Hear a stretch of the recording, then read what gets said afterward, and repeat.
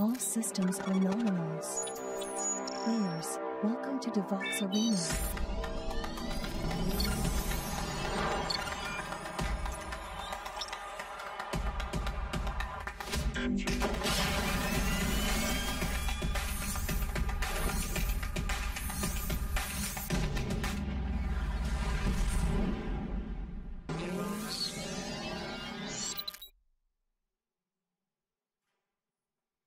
Bonjour à tous, merci d'être présents ici et on va parler aujourd'hui de sécurité. On va parler de comment automatiser ces contrôles de sécurité et du coup arrêter de cacher ces failles et de ne pas les regarder en face. Du coup, pourquoi je parle de sécurité? Bon, alors parce que j'aime bien ça, mais aussi parce que c'est quelque chose qui va être encore plus important dans les prochains mois à cause des JO. Ce qu'on a vu dans les JO à Tokyo, c'est que le Japon est passé premier dans les attaques effectuées sur les pays. Du coup, je voulais montrer une petite carte qui est faite par Kaspersky et où on voit les attaques en temps réel dans le monde par catégorie et donc les pays qui sont les plus attaqués. Et donc, par exemple, aujourd'hui, la France, on est numéro 16. En général, les premiers, c'est la Chine et les États-Unis, comme on s'y attend un petit peu. Et en fait, le Japon, ils sont passés premiers. Et pour les JO de Paris, on s'attend à 4,5 milliards d'attaques et à ce que la France passe aussi première dans les attaques dans le monde. Bon, je vous enlève ça parce que c'est quand même un peu hypnotisant. Mais moi, j'ai déjà passé plein de temps à aller regarder un peu ce qui se passe. En plus, il y a les catégories d'attaques, donc c'est un peu fun. Et donc, c'est hyper important de se protéger dans les prochains mois pour les JO qui arrivent. Donc, moi, je m'appelle Marine Duménil. Mes convictions, c'est que c'est important de faire de la sécurité avec les développeurs. Moi, j'ai un background de développeur et je suis toujours tech lead dans une équipe. Et je pense que pour que ça marche, faut le faire ensemble. Et du coup, il faut automatiser nos contrôles de sécurité auprès des développeurs. Le but, c'est pas juste de les bloquer, mais c'est qu'ils comprennent pourquoi on fait ça et que ça améliore leur vie. Et du coup, la sécurité, c'est cool, ça se permet de simplifier la vie dans beaucoup de cas. Il y a beaucoup de gens qui pensent que c'est hyper chiant, mais un gestionnaire de mots de passe, par exemple, c'est super cool, il n'y a plus rien à retenir. C'est votre gestionnaire qui gère tout pour vous. Moi, j'ai installé un gestionnaire de mots de passe à mes parents. Ils me disaient, mais Marine, qu'est-ce qu'on va faire avec ce truc et tout? Et maintenant, ils sont trop contents, ils n'ont plus rien à faire. Et ça gère tout pour eux, et il n'y a plus de cas où ils oublient un mot de passe. Et en plus, on peut se partager des mots de passe dans la famille si besoin, parce que un tel a besoin de ses papiers, mais n'a pas accès à un réseau OK, ou ce genre de choses. Mais en tout cas, c'est super pratique. Donc voilà, donc comme je disais, je suis développeuse, je suis tech lead, et maintenant je suis aussi expert cybersécurité au sein de mon entreprise, et donc responsable du pôle cybersécurité. Donc chez Theodo. Theodo, c'est une boîte de conseil et d'intégration de solutions de logiciels web, principalement. Donc voilà, on travaille pour diverses entreprises. Actuellement, je travaille sur BPI France. N'hésitez pas à aller voir leur stand, qui est en IO 1. C'est comme ça qu'ils disent, parce que c'est bpifrance.io.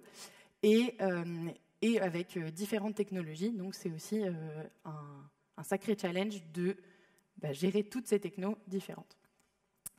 Donc, aujourd'hui, notre agenda, ça va être pourquoi on ignore nos failles de sécurité, qu'est-ce qui se passe dans les équipes. On va parler d'automatisation et je vais aussi vous parler Lean, donc la méthodologie Lean et du QRQC. Donc, il y a des monstres qui se cachent probablement dans vos applications et vous ne le savez pas.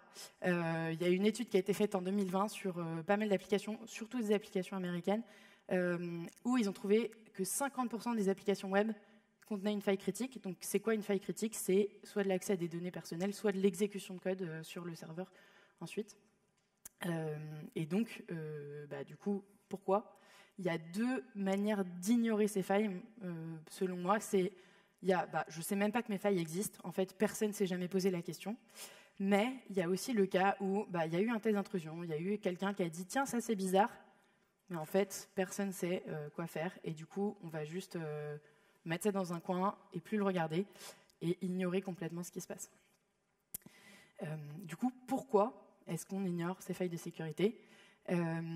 Juste petit point dans la salle, qui est développeur et qui fait de la sécurité au quotidien? Ok, il y a un peu moins de mains. Il y en a quand même quelques-unes, c'est assez cool. Selon vous, est-ce que vous avez des idées sur pourquoi on ignore nos failles de sécurité? Est-ce qu'il y en a qui ont des petites idées? Ouais. Pour délivrer vite, ouais, c'est un bon point. Il y a la pression du delivery. D'autres idées? Ouais.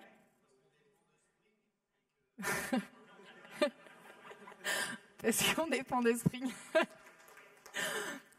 Oui. J'ai vu aussi une autre main. Je ne sais pas quoi en faire, effectivement. C'est complexe. Qu'est-ce qu'on en fait? Donc, c'est mon premier point. C'est quand même assez complexe. Je ne sais pas que faire de ma vulnérabilité. Si on prend un schéma d'archi super simple de mon application, j'ai mon front, mon back, mes petites dépendances externes, etc. Je peux avoir une petite base de données, peut-être des fichiers que je stocke. Et ben, en fait, où est-ce qu'il y a des vulnérabilités qui sont possibles? Où est-ce qu'il peut y avoir des failles? Bah, absolument partout. C'est super dur de maîtriser tout ça. Pour vous donner une petite idée de chiffres, il y a 50 nouvelles CVE qui sortent en moyenne par jour sur une année. Donc, bah, évidemment, c'est super complexe à gérer. Évidemment, vous n'êtes pas touché par les 50 CVE qui sortent parce que vous n'utilisez pas toutes les libs qui existent ou tous les OS, etc. Mais bah, c'est super dur à suivre, en fait. Si on n'a pas un outil qui nous aide, c'est impossible. Le deuxième point, c'est le manque de responsabilité. C'est hyper lié avec la pression du delivery. Moi, il y a une petite phrase que je sors souvent à mes équipes, c'est quand personne n'est responsable. Non, quand tout le monde est responsable, personne n'est responsable. Je suis sûre que vous avez déjà eu des réunions où il y a quelqu'un qui finit par dire OK, top, on fait un plan et puis on s'en reparle. Alors là, ça, je peux vous dire, il n'y a personne qui va faire de plan et on s'en reparle. Peut-être dans 3 ans, il y a quelqu'un qui va se dire tiens, c'était bizarre ce truc d'il y a 3 ans. Ouais, bah, il y a 3 ans qui sont passés et il ne s'est rien passé. C'est super dommage. Et il y a aussi, bah, du coup, comment on priorise les sujets. Souvent, le delivery, il passe devant. Et donc, bah, c'est super dur à gérer. Et il y a chaque membre de l'équipe qui a déjà 1000 choses à faire. Oui, il faut que je gère ma perf. En plus, il y a eu un bug utilisateur. Bah, si ça touche les utilisateurs, c'est hyper important. La sécu aussi, ça touche les utilisateurs, attention. Et la dernière chose, c'est l'impact non immédiat. Attention, je parle bien d'impact non immédiat. Je n'aime pas trop le « ah, on ne sait pas si ça va arriver ». Non, non, ce n'est pas un « si », c'est un « quand ». Si vous ne fixez pas, ça va finir par arriver. Les attaquants, ils automatisent tout. Il y a des bots qui passent sur Internet, qui vont scanner plein de choses. Et ils améliorent leurs bots, ils améliorent leur script. Et donc, un jour, la faille qu'il y a dans votre site, elle va être exploitée si elle n'est jamais fixée. Et peut-être que vous allez regarder et en fait, vous allez trouver peut-être un bug, en fait. Parce que c'est quoi un bug? Un bug, c'est un défaut de conception. Et donc, une faille de sécurité, c'est un bug. C'est un peu différent d'un bug, parce que ça ne va pas être remonté par les utilisateurs en général. C'est rare. Parfois, c'est trop tard, du coup.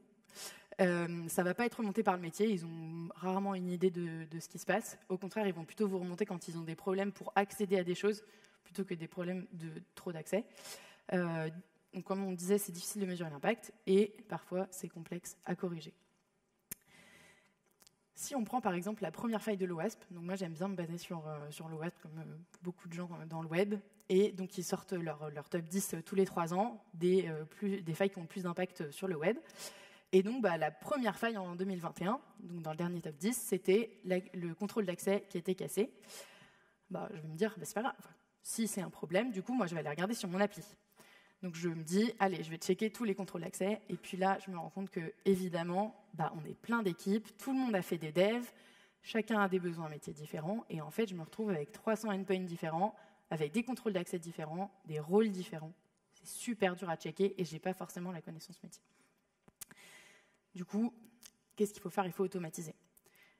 Si vous êtes serein sur votre appli, mais que vous n'avez pas automatisé, vous êtes comme ça, là. Vous avez du feu autour de vous, il y a des alertes. Enfin, justement, il n'y a pas d'alerte. C'est comme s'il y avait le feu à côté, mais que vous n'avez pas d'alarme incendie.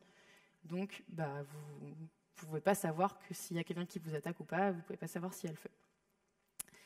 Il y a plein d'outils qui existent, certains outils open source, certains outils qui sont gratuits, d'autres non. Moi, il y a un outil que j'aime bien qui est malheureusement en train de devenir de plus en plus compliqué à utiliser. Avant, ils étaient open source, enfin ils sont toujours open source, mais avant, ils étaient utilisables très facilement. Maintenant, si vous avez plusieurs organisations, etc., il faut commencer à payer. Du coup, je l'ai lancé sur Juice Shop. Juice Shop, c'est un projet qui est créé par l'OWASP et qui est volontairement vulnérable. Donc, c'est une application web volontairement vulnérable. Comme c'est un peu long et que j'ai déjà vu dans d'autres conférences que ça ramait un peu niveau Internet, je l'ai déjà lancé. Et donc, ce que ça donne, c'est... ça vous renvoie une page web avec un peu tous vos findings, enfin tout ce qui a été trouvé sur votre application. Donc en mode SAST, en mode analyse statique. Et avec à chaque fois des petites explications de ce qui se passe. Donc, par exemple, là, il y a du directory traversal. Je peux aller regarder directement la ligne à laquelle il y a un impact. Donc là, voilà, il va me dire, par exemple, il utilise directement le nom du fichier. Donc, je pourrais très bien mettre un path dans ce nom du fichier. Et donc, il va me donner plein d'indications. Donc ça, c'est un super outil. Ça peut se lancer en one-shot. Vous pouvez aussi payer pour l'utiliser plus souvent. Et donc, ça permet de donner des infos à des devs. Et en plus, dans les nouvelles features qu'ils rajoutent, ça fait aussi des recos dans certains cas pour les développeurs, pour l'améliorer. Il y a aussi... en plus, c'est super simple à lancer. Enfin, c'est vraiment 2 lignes... on se connecte et on lance, et c'est vraiment super simple. Donc voilà, c'était ça pour la petite démo. Moi, sur un de mes projets, j'utilise aussi SonarCube. SonarCube, il fait aussi de l'analyse du code et il va pouvoir remonter des petits security hotspots. Donc, il va, par exemple, remonter, là, attention, tu utilises le bypass security trust resource URL. Est-ce que tu es sûr de ce que tu fais? Peut-être qu'il pourrait y avoir une XSS si tu utilises de la donnée utilisateur. Donc, aussi un bon moyen. Et en plus, SonarCube, il peut vous faire plein de graphes, ce qui est assez cool. Donc voilà, il y a eu par exemple là un gros pic parce qu'il y a eu un changement de version. Et puis, quand on a mis en place SonarCube sur un de mes projets, c'est pas mal descendu. Voilà, on a mis SonarCube il y a quelques mois et hop, on voit que avec le graphe, avec la motivation du coup d'être la meilleure équipe qui va réduire ses CVE, c'est aussi descendu. C'est hyper important d'avoir du management visuel pour motiver les équipes aussi derrière. Bon, c'est cool, mais il y a quand même beaucoup de faux positifs et il y a des failles métiers qui sont pas remontées. Mon problème du contrôle d'accès, là, en fait, je l'ai pas vraiment résolu avec ces différents outils. Et donc, pour ça, il faut aller creuser plus loin. Donc, je vais vous parler de Lean et je vais vous parler du QRQC. Qu'est-ce que c'est le QRQC? Donc, le QRQC, c'est quelque chose qui a été inventé dans les usines Toyota. Donc, le Lean, la méthodologie Lean, ça vient des usines Toyota pour améliorer leur process. Et le but, c'est d'aller voir sur le terrain, vraiment concrètement ce qui s'est passé pour trouver des solutions adaptées. Donc, on va aller voir sur le lieu réel. Donc, nous, dans notre cas, le lieu réel, c'est le code. C'est le code, ça ment pas. Hein, c'est vraiment là qu'on va regarder. On va regarder la pièce réelle, donc la ligne de code qui a introduit la faille. Et on va regarder les données qui sont associées. Je suis sûre que ça vous est déjà arrivé d'aller creuser un bug ou une faille de sécurité. Et puis, vous vous dites « Ah, je suis sûre que c'est parce que l'utilisateur, il a rentré n'importe quoi, c'est pour ça que ça ne marche pas. » Puis, vous allez regarder la donnée. Puis, en fait, non, l'utilisateur, il a rentré un truc qui paraît plutôt cohérent. Puis, vous allez creuser. Et en fait, pas du tout. C'était dans le code, on s'était trompé. On avait oublié un cas, par exemple. Et donc, c'est hyper important d'aller regarder dans le cas réel ce qui se passe. Comment ça marche, le QRQC? C'est une étude du système. Et du coup, pour ça, il faut aussi avoir plusieurs connaissances. Donc, il faut avoir les connaissances métiers, les connaissances en cybersécurité, souvent, et les connaissances de l'application. Et donc, c'est comme ça qu'on peut ensuite construire notre application sécurisée et fonctionnelle. Ça ne peut pas marcher si on n'est pas tous ensemble sur cette partie-là. Donc, pour faire mon QRQC, ça veut dire Quick Response Quality Control. Donc, d'abord, on fixe la faille, c'est important, et puis on fait du contrôle de qualité derrière. Donc, on va identifier notre problème, identifier notre faille, d'où elle vient. On va la caractériser, qu'est-ce qu'il faut en faire, la fixer, sécuriser. Et puis ensuite, on va analyser les causes racines. Qu'est-ce qui a fait que cette faille est arrivée dans mon application? On va mettre en place des actions correctives. Et puis, on va capitaliser. Donc, ce qui est important, c'est si j'ai une faille sur une équipe, eh ben, probablement qu'elle a été reproduite à 12 endroits, probablement que j'ai des problèmes de formation des développeurs ou un problème d'incompréhension d'une partie du code. Et du coup, c'est hyper important cette étape de capitalisation. J'ai compris quelque chose, j'ai appris quelque chose de mon système. Maintenant, je vais diffuser cette connaissance à l'ensemble de mes équipes. Du coup, pour ça, nous, on utilise un petit template. Donc ça, c'est un template qu'on a fait au sein des différentes équipes. Et il peut évidemment être modifié, être amélioré, etc. Mais en tout cas, on va justement découper ces différentes parties.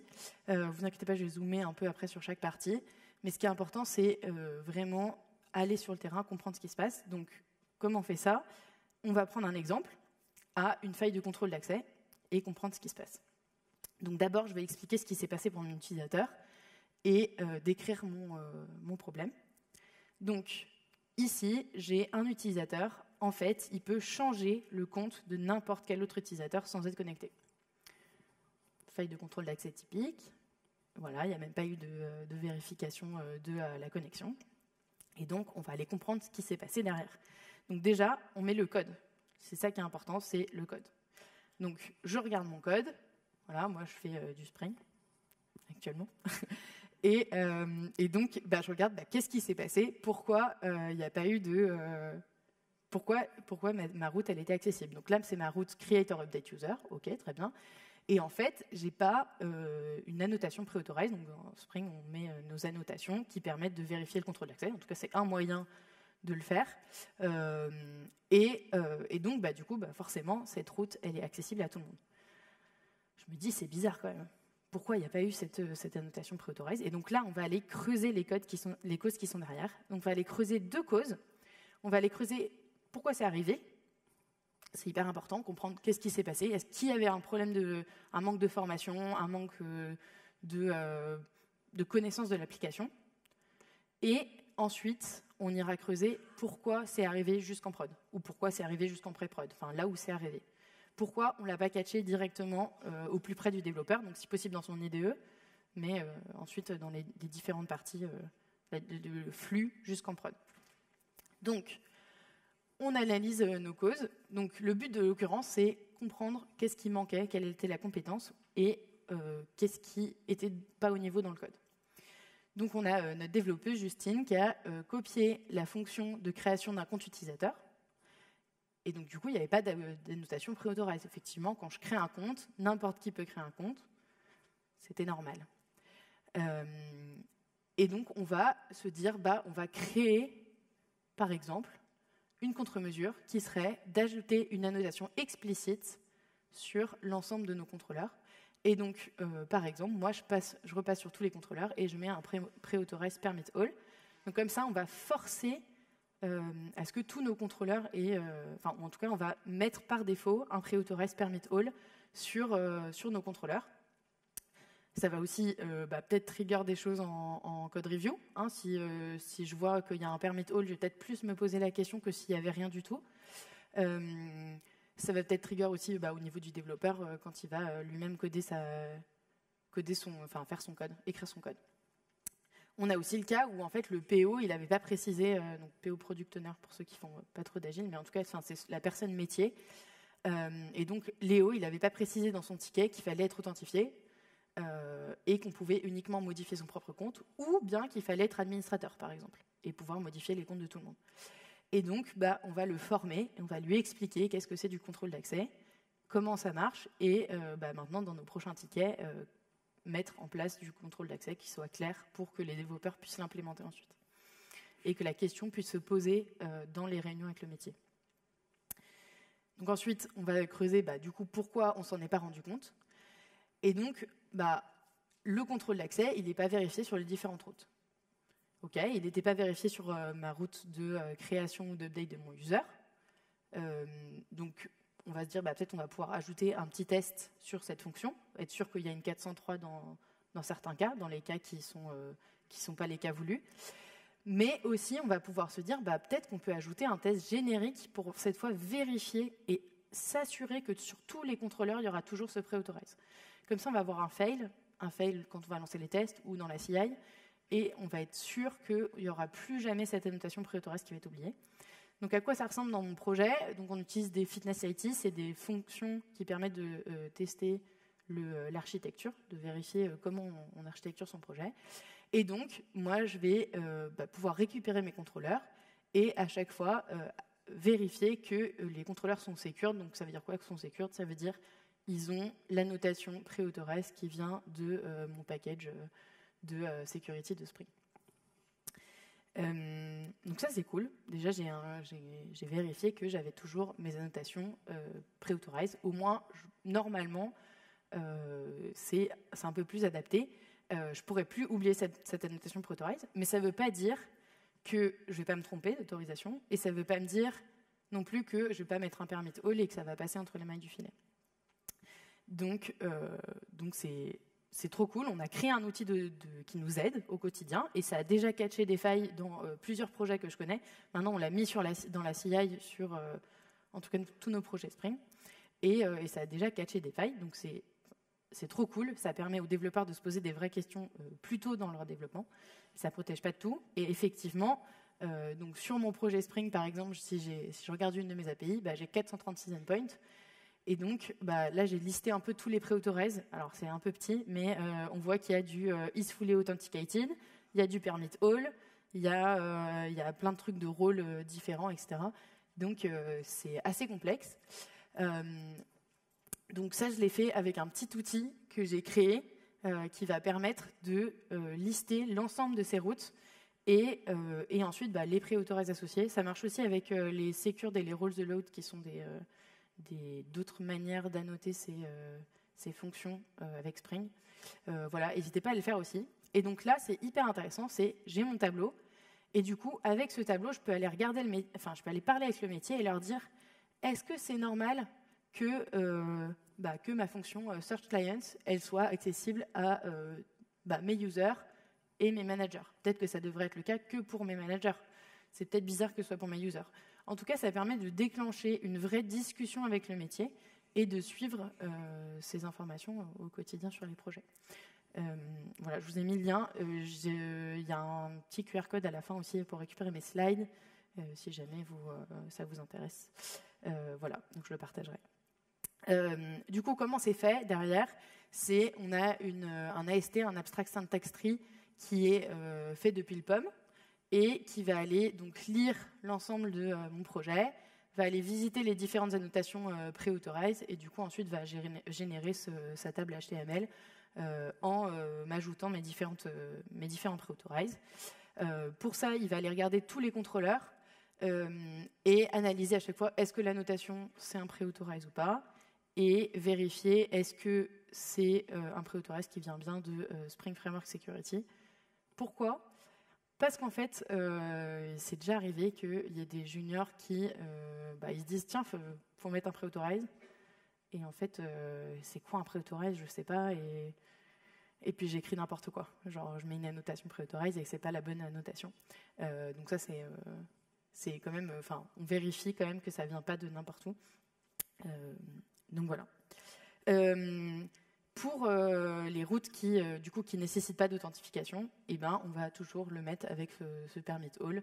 Et parfois, on écrit un petit commentaire d'ailleurs pour pourquoi c'est un permit all, mais c'est même pas forcément nécessaire si la route est bien nommée, ce qui n'est pas trop le cas du coup ici. Peut-être qu'il aurait fallu mettre get public credit option.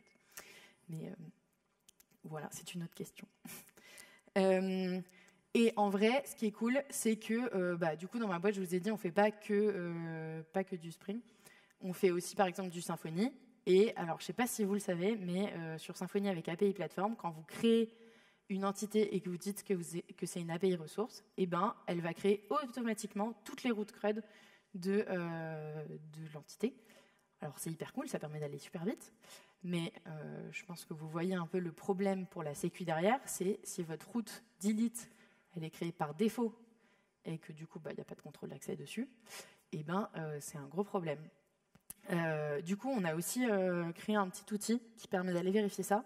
En plus, ce qui est cool avec cet outil, c'est, contrairement à celui de Spring, il est dynamique, donc il va se baser sur les routes qui vont être renvoyées par le routeur. Et donc ça permet aussi de catcher, par exemple, d'autres routes qui ont été créées par défaut dans l'application. Pareil, il va fail si jamais il y a des routes qui ne sont pas vérifiées. Et il va pouvoir montrer le différent contrôle d'accès. Et c'est hyper intéressant quand on crée des nouvelles ressources, des nouvelles entités. Si jamais vous n'utilisez pas API Platform, on a un petit script. Il est beaucoup moins performant, mais il est très cool aussi. Donc, n'hésitez pas à l'utiliser. Et sur Django aussi, un de mes projets, c'était sur Django. Et donc, on a aussi créé cet outil pour justement voir lesquels sont authentifiés ou pas authentifiés. Donc voilà, il est aussi récupérable. Tous nos outils sont open source, donc n'hésitez pas à les regarder. Une autre catégorie de l'OWASP sur laquelle on a pas mal travaillé, c'est les injections. Pourquoi ? Parce que la deuxième, c'est les cryptographic failures. En général, la reco, c'est plutôt d'utiliser des librairies à jour qui fonctionnent bien. Donc nous, c'est ce qu'on fait. On utilise beaucoup du bcrypt, par exemple. Et donc, c'est quelque chose où on est moins sensible. En tout cas, c'est quelque chose qu'on a moins besoin d'automatiser pour les développeurs. Ils vont utiliser ces librairies et ça va être géré après pour eux de la bonne manière. Du coup, pour les injections, on a pas mal de cas aussi où il y a des développeurs qui ont pu automatiser, qui utilisaient par exemple des dangerous sets inner HTML ou des fonctions qui permettent d'exécuter du code, surtout quand ce code vient d'un utilisateur, et donc rendre leur application vulnérable à des XSS. Et donc, on a pu remonter ça dans une petite règle de Linder super simple qui marche sur Vue et sur React, et donc qui va mettre un petit warning dans l'IDE du développeur. Le mieux, c'est toujours de mettre nos contrôles au plus proche du développeur. Si on peut le mettre dans l'IDE, c'est l'idéal. Parce qu'il n'a pas besoin de se poser la question, il n'a pas besoin de refaire tourner sa CI 15 fois, qui parfois prend un peu trop de temps malheureusement. Et donc c'est super simple ensuite à checker pour lui et on va améliorer sa vie. Comment ça marche un peu derrière ? Donc on va aller regarder nos différents nœuds dans notre code, et on va regarder est-ce qu'il y a un endroit où ça va être sanitiser ou pas, est-ce qu'on est dans un cas donc est-ce qu'on utilise dans le jour 6 cette HTML, et est-ce qu'on va sanitiser avant ou pas. Donc voilà, c'est aussi accessible si jamais vous voulez aller regarder. Il y a plein d'autres outils qui sont connus et qui sont hyper utiles. Il y en a plein dont je n'ai pas parlé d'ailleurs. Il y a Renovate qui permet par exemple de gérer Renovate ou Dependabot qui permettent de gérer les dépendances vulnérables. SonarCube, ça le faisait aussi. Il y a vraiment plein d'outils qui existent sur le marché. Et donc voilà, il y a un petit Awesome Security Automation. Si jamais vous voulez aussi, vous avez vos outils préférés, encore mieux s'ils sont gratuits et open source, n'hésitez pas aussi à aller rajouter vos outils là-dedans, ce serait trop cool. Et à le partager si ça intéresse d'autres personnes. Du coup, petit takeaways sur ce qu'on a vu aujourd'hui. Donc, c'est important d'automatiser. Il y a des solutions qui existent sur le marché. Il y a des solutions qui sont open source, il y a des solutions qui sont gratuites, il y a des solutions qui sont payantes. Il y a Snyk, par exemple, qui est présent dans les stands aussi, par exemple. Il y a plein d'outils qui sont hyper utiles et qui permettent vraiment d'améliorer la vie des développeurs. Il y a aussi les GitHub Advanced Security, par exemple, qui proposent aussi des solutions. Voilà, ça dépend aussi du budget que vous voulez y mettre, forcément. Mais en tout cas, il y a vraiment plein d'outils qui permettent au moins d'avoir la première étape qui est « je regarde mes failles, qu'est-ce que c'est ?» et ensuite, je les analyse. Donc, Il y a plein de types de failles. Il y a le top 10. Le top 10, c'est que une vision, un modèle mental de toutes ces failles. Mais en dessous, évidemment, il y a plein de choses.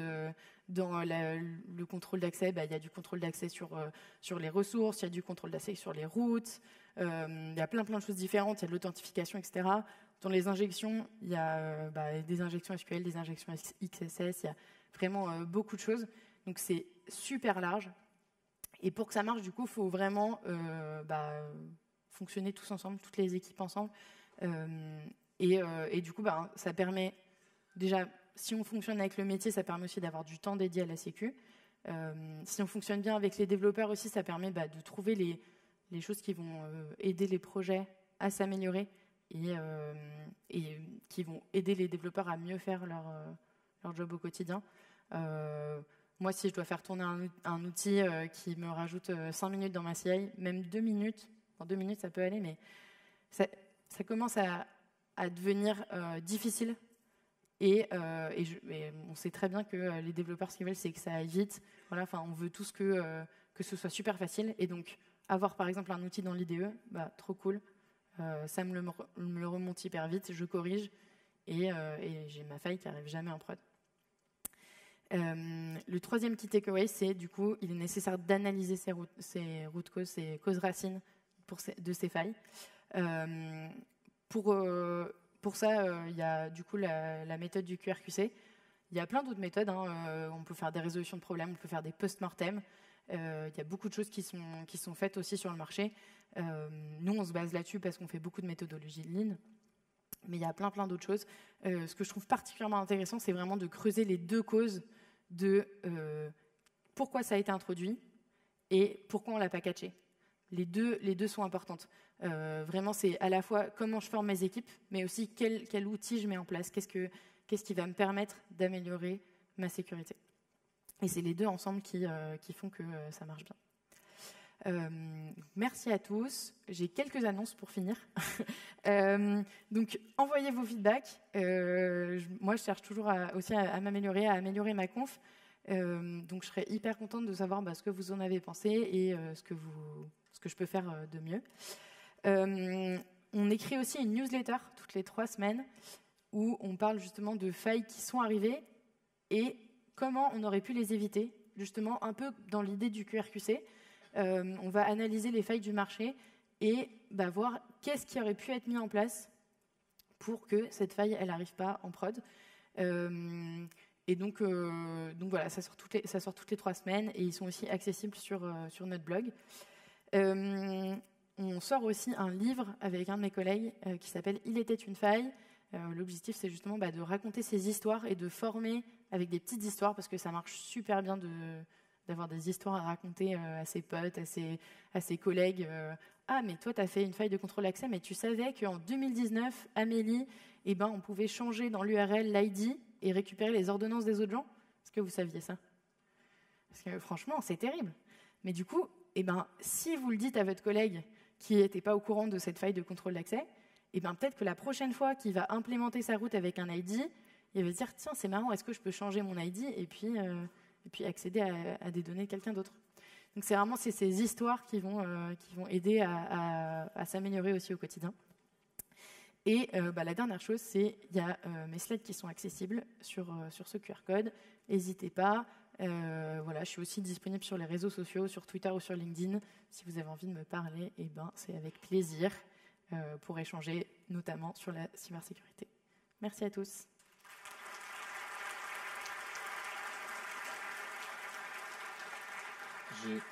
J'ai un micro pour des questions. Est-ce qu'il y a des questions?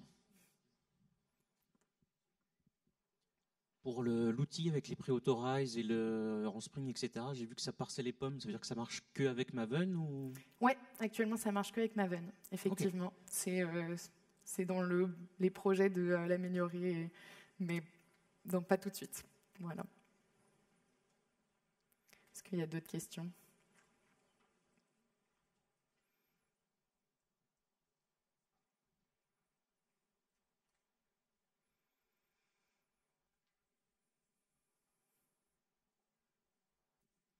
Oui, bonjour, merci pour la présentation.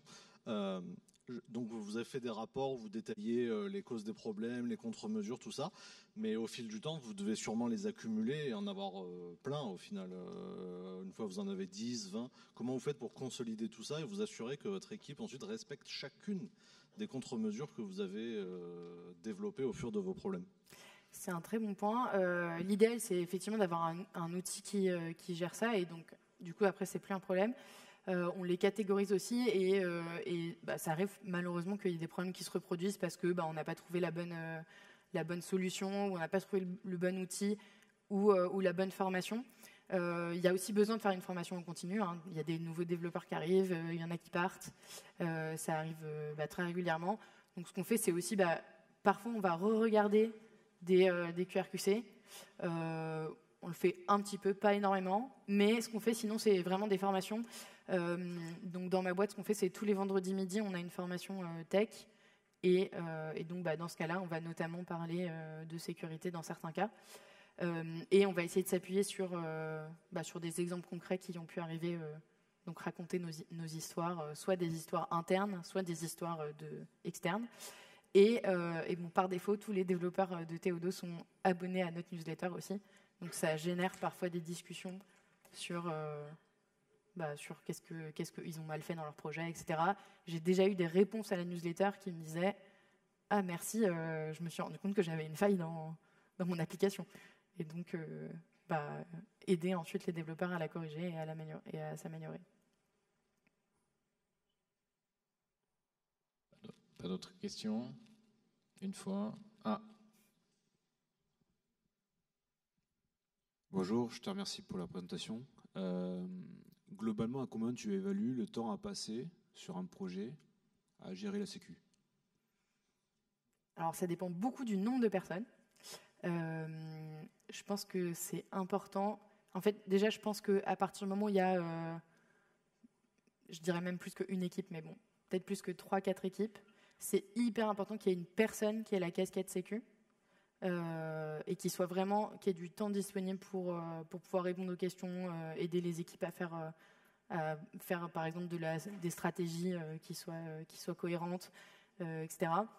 Je pense que même d'ailleurs, ce qui est trop cool, c'est moi j'ai ce rôle dans ma boîte, donc là tout le monde va venir me voir, même des projets où il y a une seule équipe. Mais ce qui est pas mal, c'est d'avoir au moins un référent. Alors souvent ça va être le lead, le tech lead, le lead développeur, mais au moins qu'il soit au clair que sa priorité c'est aussi la sécu. Nous, on a un frame qu'on appelle le 3S. C'est donc, pour avoir la qualité du projet, il faut respecter 3 S. Les 3 S, c'est Secure, Speed et Stable. Et donc, en fait, on va aller suivre ces 3 métriques est-ce que je suis sécurisé? Donc, on a plein de moyens de le savoir. Donc, notamment, et du coup, ça permet de faire du management visuel après, derrière. Est-ce que j'ai beaucoup de bugs ou pas? Et est-ce que ma performance, elle est OK? Et c'est des trucs qu'on mesure toutes les semaines. Et donc, toutes les équipes sont obligées de le mesurer normalement. Mais même le font avec plaisir parce que, du coup, nous, on peut suivre, par exemple, moi, je peux suivre la note de sécu de chaque équipe. Et si jamais il y a besoin d'aide, je vais les aider. Et du coup, on fait beaucoup aussi de go-and-see sur les projets pour aller aider les équipes. Et du coup, donc, pour répondre à la question, je pense que dès qu'il y a une grosse équipe, il faut quelqu'un. Dès qu'il y a plus de monde, qui est vraiment du temps dédié. Moi, je pense au moins un mi-temps. Et puis après, plus l'équipe grossit, plus il faut une personne, puis 2, etc. Et il faut toujours que quelqu'un qui ait la casquette, ou au moins qu'il soit au courant qu'il a la casquette. Voilà. Une dernière question peut-être? Non? Je vois personne. Eh bien, merci beaucoup. Merci beaucoup. Merci.